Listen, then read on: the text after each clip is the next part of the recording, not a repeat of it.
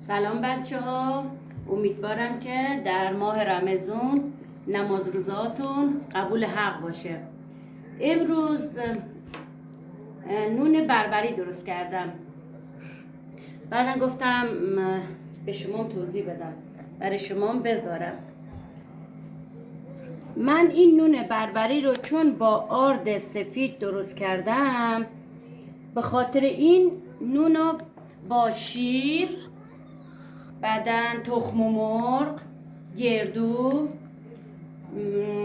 کنجد، بعدن و پسته مخلوط کردم، داخل آردم ریختم و با شیر هم زدم درست کردم این نون بربری رو. به خاطر اینکه نونمون سفیده، آردمون سفیده، سبوس نداره، به خاطر این من با این مواد درست کردم که برای معدمونم ضرر زیاد نداشته باشه.